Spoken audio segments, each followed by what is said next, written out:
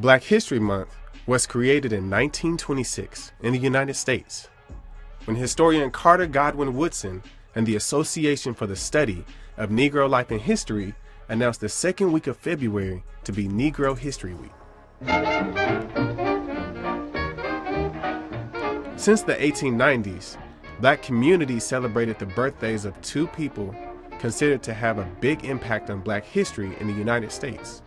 Abraham Lincoln, February 12th, the American president that issued a preliminary Emancipation Proclamation that declared all enslaved people be forever freed in 1863, and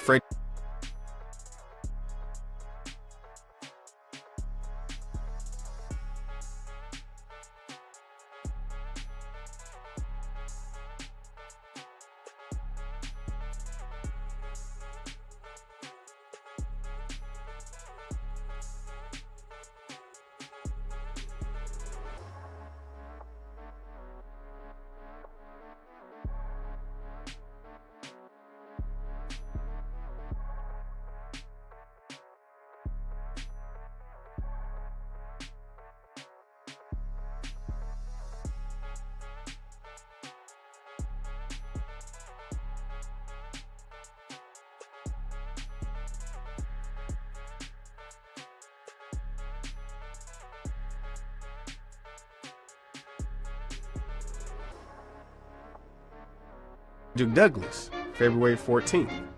After escaping slavery, he became a national leader of the abolitionist movement to end slavery and famous for his anti-slavery writings.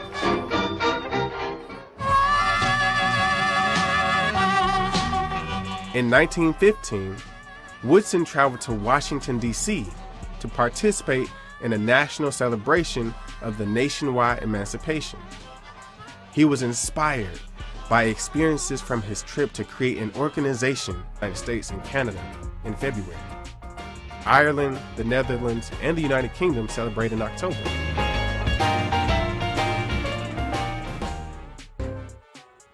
Hello folks, I'd like to start with the song. And the lyrics of the song are, "Walk light, ladies, the cake's all dough. You need not mind the weather if the wind don't blow." So, if you can repeat after me, walk light, ladies, the cake's all dough.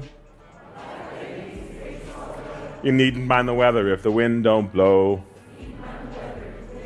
Okay, so you got it. So I'll sing. Walk light, ladies, the cake's all dough. You needn't mind the weather if the wind don't blow. Walk light, ladies, the cake's all dough. You needn't mind the weather if the wind don't blow. Walk light, ladies, the cake's all dough. You needn't mind the weather if the wind don't blow. Walk light, ladies, the cake's all dough. You needn't mind the weather if the wind don't blow. Hardly anyone knows that song anymore, but it was a popular one during the slavery era. Black Americans sang it on holidays and during a dance contest called a cakewalk. But what you may not know is that drag queens probably sang it at some of the earliest queer balls in the United States. And you also may not know that drag culture shares a history with African American emancipation. The reason you don't know is that Black queer communities have largely been erased from history. That's in part due to the fact that so much historical research begins with genealogy. And what is genealogy? It's basically a record of heterosexual behavior. Mother, father, child. Birth, marriage, inheritance. But another reason is that historians of all colors have looked down on Black queer folks like me as immoral, deviant, distasteful, diseased, even dangerous. And the long-term impact of that is that many of us don't learn how Black queer people have shaped history. People like Bayard Rustin, a gay Black man who organized the March on Washington in 1963, leading to the passage of the Civil Rights Act. Or Frances Thompson, a formerly enslaved Black woman assigned male at birth, whose harrowing congressional testimony about the Memphis race riots of 1866 helped shape the course of Reconstruction and galvanize support for the 14th Amendment, which provided Black Americans with citizenship rights and the promise of equal protection. As an effeminate black kid growing up in Louisiana, I was bullied a lot. In elementary school, the other kids called me a girl, and I felt out of place almost all the time. If I had learned in school about the contributions of black queer people, it would have made an enormous impact on my life. I think recovering these histories can save kids' lives. But after spending the last 15 years researching and writing about these topics, I would like to make the case that learning black queer history is crucial to understanding our shared history.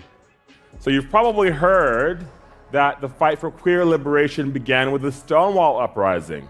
New York police raided a queer bar in 1969. Riots followed, and magically, a celebration of pride was born. The problem is that's not true. Queer pride did not arise out of nowhere. There had to be a foundation of self-acceptance and solidarity in place already. And in fact, many people had been working for decades to build the courageous and confident community that made Stonewall, pride, and eventually marriage equality possible. One of those people was William Dorsey Swann, the first drag queen. Swann was born into slavery in Maryland just before the Civil War. In the 1880s, as a young adult, he moved to Washington, D.C. to find work to help support his parents and siblings. In Washington, he found the Emancipation Day Parade, an enormous annual celebration commemorating the end of slavery in the U.S. Capitol. The highlights of the parade were called queens, beautiful crowned black women who personified African Americans' newfound freedom. The Queens of Emancipation Day so inspired Swann that he adopted the title queen for himself at the secret dance that he and his friends called a drag. The word drag possibly comes from a contraction of grand rag, which is an early term for a masquerade ball. So, although people assigned male at birth have dressed in feminine clothing for all sorts of reasons throughout the centuries, the term drag queen begins with Swann, who is the earliest documented person to call himself a queen of a cross-dressing party described by its participants as a drag. The title queen signified that Swann held an honored place in the community.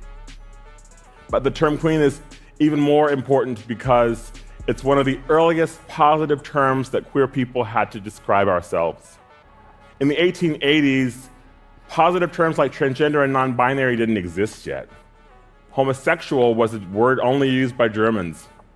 And although gay, lesbian, and bisexual were English words, they didn't mean what they mean today, and they weren't used to self-identify. So it can be tempting to apply modern identities to people of the distant past. But if we do so, we often fail to consider and respect the ways that they thought of themselves, right?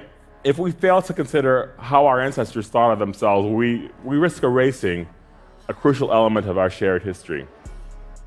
Swann's balls were raided numerous times by the DC police, leading to jail time and eventually a public petition and a bid for a presidential pardon.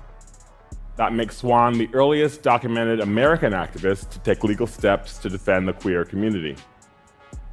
But the authorities couldn't stop Swann and couldn't stop the balls from continuing and expanding to other cities. Today, queer drag is mainstream, from Paris is Burning to Pose to RuPaul's Drag Race. And the houses of 21st century ballroom culture, which feature queens who preside over beauty and dance contests, have maintained the same basic structure as Swann's 19th century community. The history of DC's Emancipation Day has largely been forgotten, but the power to choose how we define ourselves, as Swann did, is more important now than ever. And as long as the term queen lives on, anyone who participates in or enjoys watching drag competitions is paying homage to a century-and-a-half-long celebration of African American emancipation.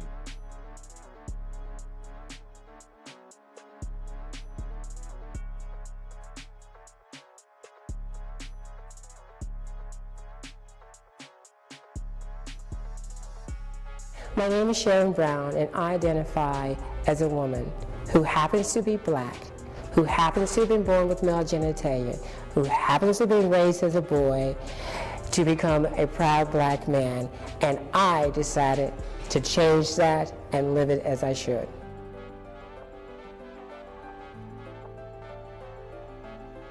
Black History Month is something that I have always look forward to, because as a child, that's the only month of the year that something may have been mentioned in school, but it was very limited, and the rest of the year, of course, it wasn't talked about the accomplishments of blacks through history, their contributions as far as socially and economically to our society.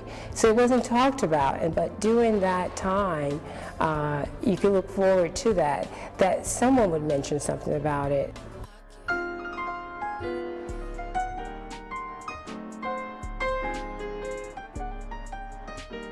Some of the ways that we understand American gay history is through the Stonewall uprising as a before and after, right? But I think before Stonewall, there was this incredible moment of gay liberation, queer liberation, black liberation in the 20s in Harlem.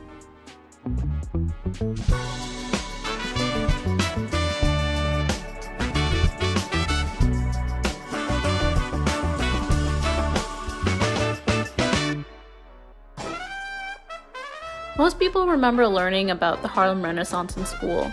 Langston Hughes, blues, jazz, an explosion of artistic talent.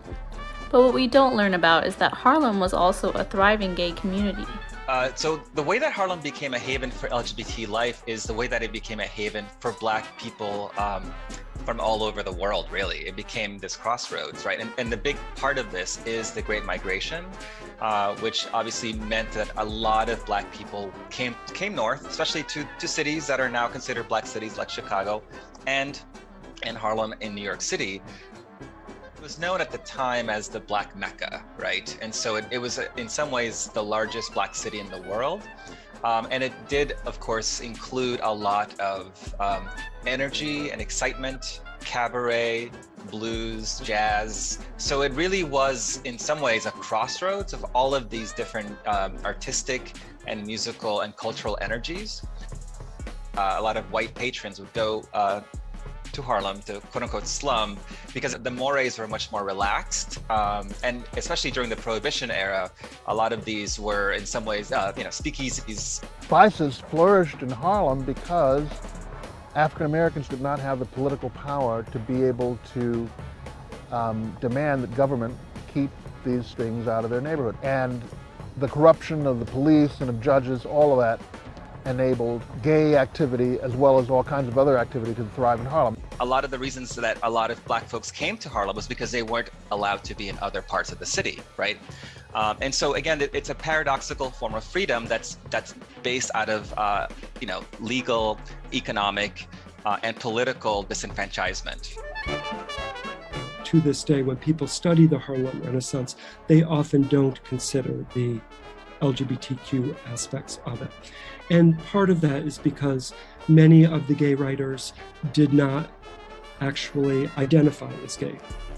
And Langston Hughes is a wonderful figure in this era because he's considered somewhat queer, but he was never, never fully out politically, whereas Richard Bruce Nugent is the poster boy for someone who was unashamedly out. And there certainly are many jazz figures who were gay. Gladys Bentley was notorious for wearing men's clothing in public. I think she would be what we would call a butch lesbian. And she wore a white tuxedo, and she played with gender. There was also, of course, the drag ball scene in Harlem, which not everyone talks about. That goes all the way back to the 20s in Harlem. And so it was quite a free time. And ironically, that freedom of sexual expression as well as gender fluidity really petered out.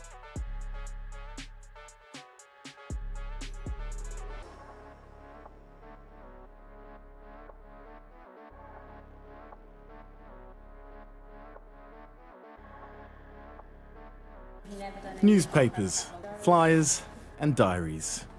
In these boxes, an insight into the relatively untold history of being black and LGBT in Britain.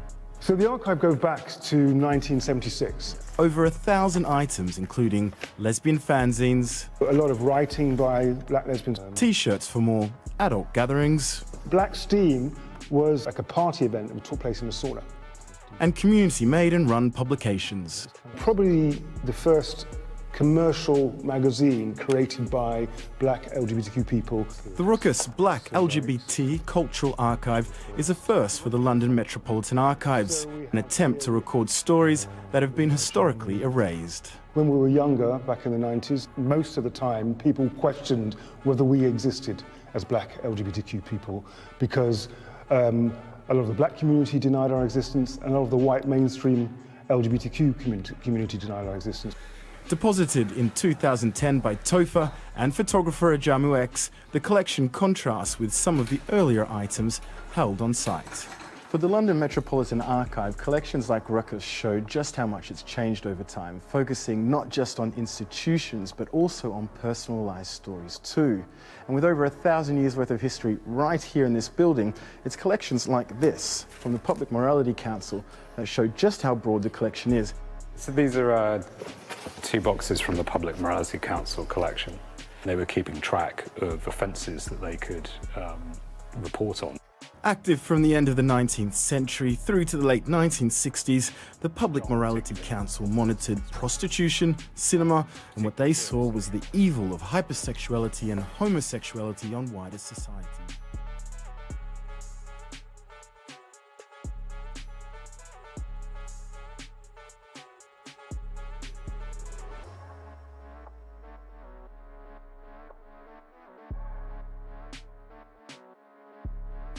Well, we are really excited about Black History Month this year. Our programming is called Celebrating Black Excellence, Past, Present, and Future. Every Thursday in the month of February, the LGBT Community Center will be celebrating Black History Month by hosting workshops themed around mental health, allyship, and highlighting Black trans lives. We've got Black Trans Joy, which discusses Black trans women throughout history, the Black trans experience today, and the importance of chosen family. The LGBT Center's South Sacramento location is named after Marsha P. Johnson, a well-known transgender activist who fought for equal rights. But Robin Rose Hamer with the Community Center says there are other non-mainstream Black trans women who deserve to be recognized. Our programming is really intended to not just feature things that happened a long time ago, but also talk about our futurism and how it is that the road that was paved by all of the iconic folks in the past is now being, that charge is being led by young people who right now are doing fantastic things in the community. Rose Hamer says 8 Black trans women will be highlighted at the center during the month of February, including Hope Giselle, Aya Damons, Diamond Styles, Lucy Hicks Anderson, Mary Jones, Tracy Africa Norman, and MJ Rodriguez.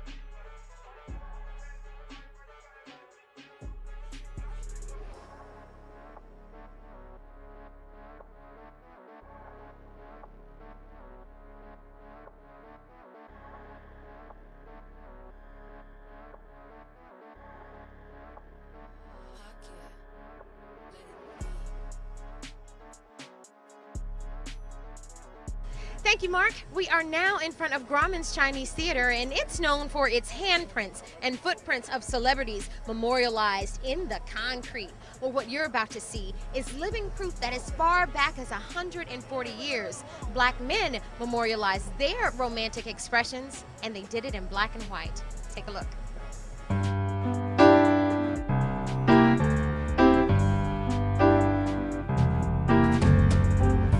If a picture is worth 1,000 words, then why does this collection leave us speechless? Maybe it's because these photographs are living proof that historically, Black men have displayed their affections in ways like we've never seen before. I want the world to see the photographs, to be honest with you, because I want Black gay community to see the photographs, men in particular to see the photographs, to know they have a history to be proud of. The collection is the brainchild of armchair historian Trent Kelly. His quest to find them began when he noticed the absence of same-gender loving couples in other historical pictorials. These images are currently posted on his Flickr blog entitled Hidden in the Open, a photographic essay of Afro-American male couples. We caught up with him via Skype at his home in Houston. The history, the photographs, they mean the world to me. And maybe that's because of my interest in Langston Hughes, who I saw a kindred spirit in. Reading his words of self-love, pride in our culture, in our community, that just hit me, touched me in my heart and my soul. The range of this collection is phenomenal. There are photos that date as far back as the mid-19th century, like this one, where two Civil War soldiers are obviously coupled with two civilians. And while most are strictly American, there are couples that come from outside the U.S., like this pair of Black Canadian soldiers. Performers like popular singer and comedian Frankie Half-Pint Jackson. Singer Billy Banks sang tongue-in-cheek gay songs like Peter, Oh Peter, and Ma Rainey, the mother of blues and a huge star of the era, had girlfriends and sang about them in her most popular songs. Bessie Smith is another bisexual blues star from that era, and Billy Strayhorn was a popular gay jazz writer and composer whose songs are still being covered by popular music artists today. Gay actor and business owner Jimmy Daniels was just one of many popular gay cabaret owners who owned an upscale, gay-friendly cabaret restaurant from 1939 to 1942. In the 1950s, the sounds of blues transformed into upbeat dance rhythms celebrating sexual power, and the next big musical breakthrough, rock and roll, that would take over American radio stations worldwide for decades after. But many people don't realize the creators behind the genre were Black gay men from the American South. The Prince of Blues, Billy Wright, was a popular gay singer in the 40s and 50s who would go on to inspire his protege and likely lover, Little Richard, considered the first star of the new sound that was rock and roll. Little Richard's most popular song, Tutti Frutti, was admitted by the singer himself to be about gay sex, and he would share his artistic aesthetic with another gay rock music icon and piano player, Escarita, who was also influential in music during the 50s and eventually the 60s. In the 1960s, soul music and civil rights activism were important vehicles for Black Americans to express their culture and political viewpoints with the rest of America. And many Black gay Americans were in the center, being leaders in these fields even if they weren't widely recognized. Prominent and vocal author and civil rights activist James Baldwin was a fierce voice for Black Americans for many decades, and his many acclaimed novels centered race relations in their stories. His numerous TV appearances discussing race relations in the American news made James Baldwin one of the most visible and respected Black gay voices during his time. Bayard Rustin was a civil rights activist who worked closely with the NAACP and Martin Luther King, and was incredibly influential in creating successful peaceful protests through the 1940s and 50s and 60s. Though it's a less recognized part of his legacy, there was a time in his life when famed Black rights activist Malcolm X was bisexual. The Black Panther Party, a celebrated Black rights organization and America's leader, Huey P. Newton, wrote an open letter that welcomed gay members to the party, and one of the most prominent faces of the organization was lesbian activist and educator Angela Davis. In the 1970s, After the rise of civil rights and gay activism in the 1960s, the 1970s brought on gay parties and nightclubs that celebrated Black power and gay rights, especially in the dance music and popular gay dance clubs and discos that were being celebrated by gay people and straight people who loved the atmosphere. Popular Black gay discos and dance clubs sprung up all over America, creating a new community for the emerging and more openly gay community. Jewel's Catch One opened up in Los Angeles in 1973, becoming the first Black gay dance club owned by a gay woman, Jewel Williams herself. The first Black gay club in Washington, D.C., the Clubhouse, opened in 1975, and Jeffrey's Pub was already a popular Black gay bar in Chicago since the 1960s. The soundtrack of the 70s was also incredibly popular Black and openly gay singers like Sylvester James, who had several disco hits like You Make Me Feel Mighty Real and Dance Disco Heat. Popular singing groups like the Dynamic Superiors and the Village People had Black gay members in their band, and Dolomite, one of the most celebrated Black creators, actors, and musicians of the 70s, was a closeted gay man.